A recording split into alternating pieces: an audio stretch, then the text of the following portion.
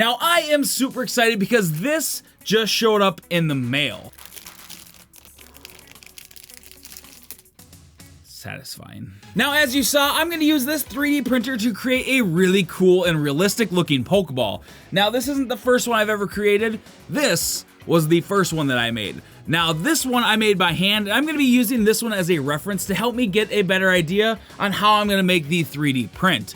I need to get this thing set up, so let's get to it. Now, before I got this thing calibrated, I needed to get a design made on Blender. When I was coming up with the design, I had the original Pokeball that I made on my desk next to me, so I had something to base all my measurements off. Also, if you haven't seen the original video where I made a handmade mold of a Pokeball, you should check it out. I'll have that up in the card above and in the description below. So when I was finishing up the design, I wanted to keep in mind space for a battery, lights, and a switch. But I needed to get this file ready for my printer and slice it. But before I print anything, I need to make sure that the printing bed is level, so let's do that real quick.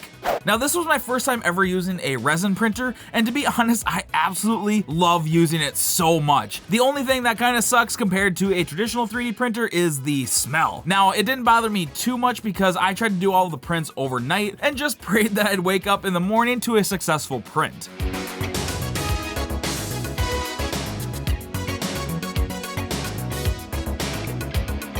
Okay, so it's the next morning and the first print is all done. This took about 8.5 hours, so I did it overnight.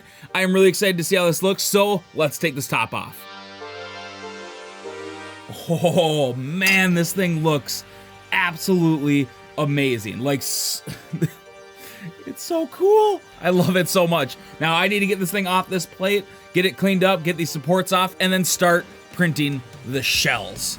Let's go. Keep in mind the prints took about 8 hours for the internal ball and 8 hours for each shell. So it took a little bit to get all the pieces printed. And to make things take even longer, I messed up on the scale with the first shell, so it just was a giant waste of time when I did that first print. And after a couple days of printing, everything was done and I needed to get them all clean and hardened in my UV chamber. Thankfully, I built this little UV thing when I made my alien slime container video. If you haven't seen that video yet, make sure you check that out. I'm going to leave that in the card as well. But now it's ready to be painted. Let's go. To prep for the paint, I sanded everything down to remove any visible lines that were still there from the printing process. Once I had a much smoother surface, I needed to add a little bit of battle damage to make it feel a little bit more realistic and beat up. I will say I maybe went a little overboard with the battle scars, but in the end, I absolutely love that I did it so much. And once that was all done, I needed to add a little bit of primer for the base paint to stick to the resin just a little bit better. So I chose to do a standard Pokeball for the color design, and I also wanted to add the lightning bolt to make it Pikachu's ball. But leave in the comments below which Pokeball is your favorite. Other than the traditional ball, I think one of my favorite ones is probably the Premier Ball, but please let me know down below on how wrong I am. To make the damage look a little bit more realistic, I added in some silver paint to each of the cracks. After that, I needed to weather all the edges with some silver paint to make it a little bit more uniform.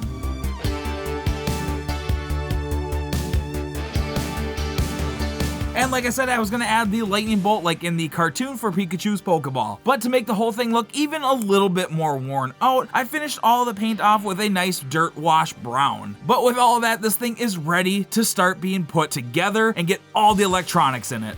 Now, it was pretty simple when it came to the electronics. I basically just added 2 A23 batteries and added a small section of a white LED strip and glued them all into place. Once that was all in, I just needed to wire it all into the switch and finish it off with a little bit of hot glue to keep everything down so it doesn't move around when I play around with the Pokeball. But this thing is not quite done yet because I think this thing needs a stand for it to sit on my shelf. So let's go into hyperspeed and make this real quick.